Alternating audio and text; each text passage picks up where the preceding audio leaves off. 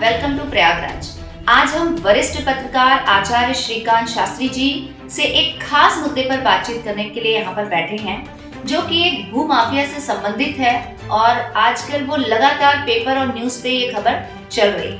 तो हम अपने वरिष्ठ पत्रकार जी से ये जानना चाहेंगे कि भू माफिया रिटायर्ड लेखपाल, जो कि सिर्फ 10 बिस्वा का काश्तकार था, आखिर इसने 20 बीघे उसको कैसे बना लिया। तो सबसे पहले हम सर से ये जरूर जानना चाहेंगे। जी, मैं सबसे बड़े बात पहले आप लोगों को धन्यवाद देता हूँ। धन्यवाद के साथ साथ यही तो मैं भी जानना चाहता हूँ कि एक रिटायर्ड लेखपाल जो 10 पुश्तैनी ढंग से अपने पिता के नाम, इसके पिता के लगभग मुश्किल से 10 बिस्सा की जमीन रही होगी या नहीं रही होगी, लेकिन आज वो कैसे बन गया 20 बीघा का काश्तकार, यही तो हम हैं हैरत में हैं, लोग हैरत में हैं, समाज हैरत में है, क्षेत्र के लोग हैरत में हैं। अब शासन प्रशासन के लोग क्यों नहीं हैरत में हो पा रहे हैं, ये तो वो जानेंगे। लेकिन ये आम जन में, पूरे जनमानस में एक चर्चा का विषय है कि ये 10 बिस्सा का काश्तकार कैसे 20 बीघा का मालिक बन गया। और यहाँ तक कि सर हमने ये भी सुना है कि इसका जो पुश्तैनी मकान था वो मात्र आधे बिस्से में था, बिल्कुल कम था, लेकिन अब कई बीघे में ये हो गया। जी, बीघे का बड़ी वो उस पर राजमहल बना लिया है, दूसरे के बीचों बीच। अब ये लोगों का पूछना, भाई आपके पास ये जमीन रजिस्ट्री कराए कि बैनामा कराए, कहाँ से आई, कैसे आई, ये पूरा समाज, बल्कि यहाँ तक कि ग्राम सभा ने, तत्कालीन ग्राम सभा ने ग्राम प्रधान के माध्यम से वहाँ इस भूमाफिया के रूप में प्रस्ताव पारित हुआ है कि ये कमलाशंकर मिश्रा गांव के गरीबों का, दोनों आंख के दिव्यांग दलित का, ग्राम सभा का 20 बीघे पर अनाधिकृत रूप से कब्जा कर लिया है। कब्जा करने के साथ साथ उस पर एक ही कैंपस में ये विद्यालय बनवाता है और उसी कैंपस में अनेकों नाम से, लगभग ये मैं तो कह ही रहा हूँ, इसके द्वारा आरटीआई में ये दिया गया है कि अमुक विद्यालय, ये अमुक विद्यालय, इतने विद्यालय, ऐसे इनके द्वारा स्वयं से ये दिया गया है कि इतने विद्यालय एक ही कैंपस में चल रहा है। अब स्वयं आपको यह जानना होगा कि ये क्यों ऐसे किया गया, किस लिए किया गया, ये तो या तो वो बताएगा या शासन प्रशासन बताएगा। और यहाँ तक कि ये भी सुना जा रहा है कि सरकारी जमीनों पर इनको कई विद्यालयों को, मतलब इन्होंने विद्यालय खोल रखे हैं और इनके विद्यालय को मान्यता भी मिल गई। तो आखिर ये कैसे हुआ कि सरकारी जमीन पे तो मान्यता मिलती नहीं है, तो सर सरकारी जमीन पे इनको विद्यालय की मान्यता कैसे? ये बहुत बड़ा आश्चर्य का विषय है। ये अपने आप में दुनिया में अनोखा चीज है, दिखाई दे रहा है कि आप निजी विद्यालय खोलेंगे, यदि मान्यता के लिए जाएंगे तो पहले तो उस विद्यालय के मानक के अनुरूप आपके निजी विद्यालय के लिए निजी ढंग से आपको उस विद्यालय के नाम रजिस्ट्री लेना होगा, या जो मालिकान है उसके बाद ही आप अप्लाई कर सकते हैं। लेकिन ये विद्यालय सरकारी जमीन पर कैसे मान्यता लिया है, कौन दिया है मान्यता, किस प्रकार से मिल गया है, ये तो देने वाले और लेने वाले ही बता सकते हैं। लेकिन लोगों में एक आश्चर्य का विषय है, कानून के जानकारों में या शिक्षा विभाग के लोगों में एक बड़ा आश्चर्य का और खेद का विषय है। तो देखिए, ये बहुत बड़ी बात है कि एक प्रकार से ये लेखपाल सरकारी जमीनों में विद्यालय बना रहे हैं और इनको मान्यता मिल रही है। तो आखिर ये कैसे मिल रही है, इसके विषय में भी सघन जांच होनी चाहिए। इसके साथ साथ हम लोगों ने ये भी सुना है कि पंचायत भवन की जगह में न बन करके ये किसी की जमीन में भी इन्होंने विद्यालय बना लिया है। तो आखिर ये कैसे हुआ, उसके लिए प्रशासन कैसे नहीं आई, उसको सूचना कैसे नहीं मिली, कैसे इनके विद्यालय को बनने दिया गया? एक विद्यालय के साथ साथ आप ये जो विषय है पंचायत भवन का जमीन छूटा हुआ है, ग्राम सभा में सरकारी जमीन छूटी है, लेकिन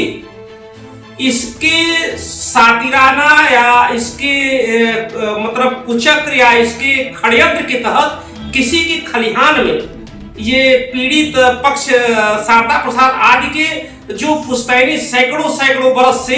खलिहान होता है, वहां जाकर के पंचायत भवन, जबकि सरकारी पंचायत भवन के लिए जगह छूटी हुई है। अब कैसे बन गया, वहां का लेखपाल, वहां का कानूनगो, वहां के और जो इस तरह के मैसेंजर हैं, काम करने वाले लोग हैं, शासन प्रशासन के लोग हैं, और लगभग पंचायत भवन की जहां जमीन हमको जो जानकारी है, जो कागज में दिख रहा है, और वहां से लगभग 1 से 1.5 किलोमीटर दूर बन गया है। ये बहुत ही आश्चर्य की बात है और इसका इस तरह से अनेकों प्रकार का हमको तो ये जानकारी मिली है कि जहां जहां ये रहा है,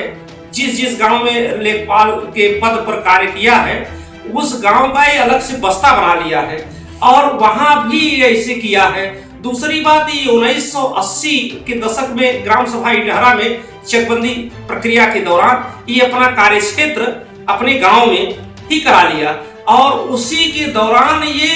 कराया नहीं बल्कि स्वयं सब कर लिया है। यह स्पष्ट, जबकि ये होता है कि तमाम ऐसे पद होते हैं कि जो अपने ग्राम सभा में नहीं हो सकता, लेकिन ये हुआ है, उसी के दौरान सारे कार्य हुआ है। ये 1980 के पहले का और आज का रिकॉर्ड एकत्र किया या देखा जाएगा तो अपने आप दूध का दूध पानी का पानी हो जाएगा। और जहां तक कि ये भी सुना जा रहा है कि इनके कई जो भूमाफिया हैं, उन भूमाफियाओं से भी इनके संबंध हैं और ये उनसे जाकर मिलते हैं, तो कहीं ना कहीं ये प्रशासन को भी चुनौती दे रहे हैं कि हमारे भूमाफियाओं से संबंध है, हम उनके साथ उठते बैठते हैं तो हमारा कोई कुछ नहीं बिगाड़ सकता है। तो ये तो एक सीधा सीधा प्रशासन को चुनौती देने का काम। जी बिल्कुल बिल्कुल। इस दौरान जो चल रहा है, सारी बातें होने के बावजूद ये जाकर के माफियाओं से मिलते हैं और उनसे एक अपना योजना बनाते हैं और पीड़ितों को षड्यंत्र की तरह फंसाने की योजना करते हैं, गलत गलत ढंग से एप्लीकेशन दिलवाते हैं कि पीड़ित पक्ष, इसी तरह से इनका साम्राज्य बना हुआ है। यही कह करके अभी तक ये अपना बनाए हुए हैं और लगातार ये माफियाओं के जिस माफिया के ये सहयोगी हैं या उनके साथ हैं या उनके बहुत ही निकटस्थ हैं, ये मैं तो कह ही रहा हूँ, मैं तो जान ही रहा हूँ, शासन प्रशासन और क्षेत्र में सर्वविदित है कि किस माफिया के बहुत करीबी हैं, खास हैं, उनके कृपा पात्र हैं और उनके बल पर ये, उनके सहयोग से ही इस तरह से इतना बड़ा षड्यंत्र किए हैं और 10 बिस्सा के काश्तकार होते हुए 20 बीघे पर अपना साम्राज्य स्थापित किए हैं। और यहाँ पे एक बहुत ही ज्यादा जो पॉइंट उठ रहा है जिसकी वजह से इनकी सारी ये काली करतूतें सामने आई हैं, तो वो है एक दिव्यांग जो दोनों आंखों से बिल्कुल मतलब उसको दिखता नहीं है और उसके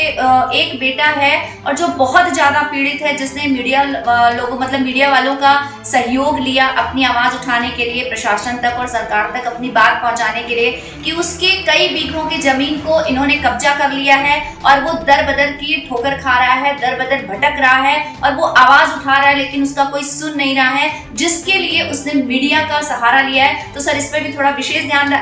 करेंगे, चर्चा करेंगे, क्योंकि वो खबर काफी पेपर में चल रही, न्यूज पे चल रही है, लेकिन अभी तक उस बेचारे जो पीड़ित है उसके ऊपर कोई मतलब कार्यवाही नहीं हो रही है, उसका जो जमीन है उसको छुड़ाया नहीं जा रहा है। तो इसके ऊपर थोड़ा सा प्रकाश डालें। भाई वो तो बेचारा इस तरह से पीड़ित है, भाई उसको तो भगवान ने ही पीड़ित कर दिया है कि जो दोनों आंख से दिव्यांग है, लेकिन उनसे बड़ा पीड़ा इन लोगों ने दे रहे हैं कि सारा उनकी एप्लीकेशन, जो हम लोग पत्रकार होने के नाते तमाम लोग समस्याएं आती है, उनका भी एप्लीकेशन आ रहा है, उसमें सीधा लिखा गया है कि मतलब कि इस तरह से फर्जीनामा,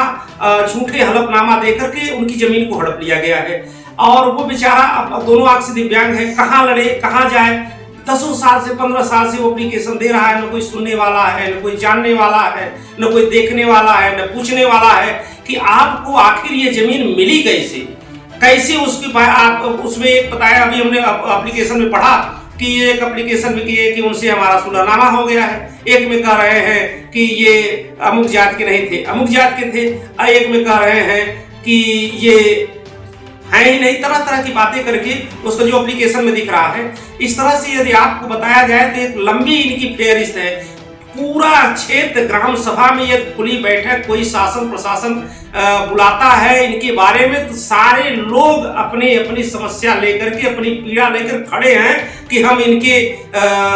कोई आए तो हम बताएं कि हम किस तरह से इस भूमाफिया से, इस दुर्दांत भूमाफिया से किस तरह से मैं पीड़ित हूँ। तो आप ये देखिए कि ये जो दिव्यांग मल्लू हैं, इनके जो केस चल रहा है वो 10 साल हो चुका है और 10 साल से ये भटक रहा है और इस पीड़ित ने अंत में हार कर मीडिया का सहारा लिया है और उसने कहा कि हमारी आवाज बनकर आप सरकार तक पहुंचाइए, क्योंकि उसको अपनी सरकार पे विश्वास है कि इस समय भू माफियाओं पे नकेल कसने वाली अगर कोई सरकार है तो वो सिर्फ और सिर्फ योगी सरकार है, मोदी सरकार है। तो इनके रहते ही जो कल्याण होगा या जो भी जमीनें छुड़ाई जा सकती हैं गरीबों की, तो वो सिर्फ इनके रहते ही हो सकती है, ऐसा उस पीड़ित को विश्वास है। तो कहीं ना कहीं हमारी सरकार से भी ये रिक्वेस्ट है कि मीडिया की आवाज सुनते हुए, जितने भी हम पत्रकार बंधु हैं सबकी आवाज सुनते हुए, जिस प्रकार से आप बड़े बड़े भू माफियाओं को खत्म कर रहे हैं, भू माफियाओं के ऊपर नकेल कस रहे हैं, उसी प्रकार से ग्राम्य ठहरा के इस मैटर को भी सुना जाए। शासन और प्रशासन और सरकार थोड़ा सा सख्त कार्रवाई करे। रचना जी मैं बीच में आपको रोक रहा हूँ। अभी हमको पीड़ितों के द्वारा ये जानकारी मिला कि ये एप्लीकेशन महीनों से चल रहे हैं। अच्छा। और मल्लू सालों साल से चल रहे हैं, अभी तक उस पर कोई जांच नहीं गया। एक आरटीआई से कोई एप्लीकेशन दे देता है, रातों रात सुबह 8 बजे वहां जा रहे हैं कि आपने नाली कब्जा, ये पीड़ित के द्वारा बताया जा रहा है कि आकर के आपने नाली, अरे इस तरह से उसको बचाने का उसकी मतलब कि उसके पोषक, वहां के लेखपाल, वहां का कानूनगो है कि आप आश्चर्य सुन जाएंगे कि माने इतने बड़े होने के बावजूद भी इस भूमाफिया कमला शंकर के ऊपर अभी तक कोई कार्यवाही न हो पाना, ये बड़ा आश्चर्य की विषय है। और जबकि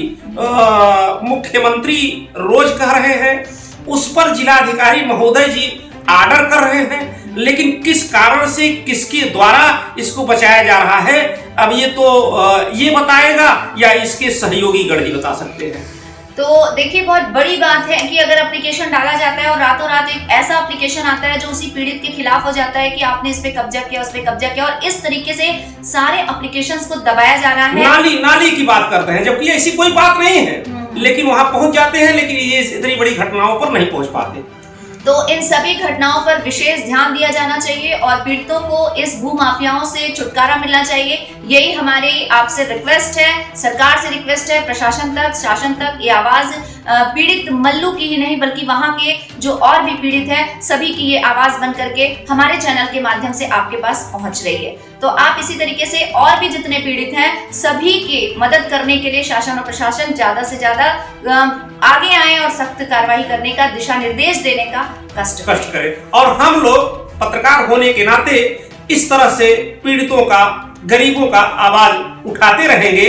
और ऐसे दुर्दांत भूमाफिया जो धमकी देने वाले, डराने वाले के खिलाफ हम लोग हर समय खड़े रहेंगे। जय हिंद, जय भारत।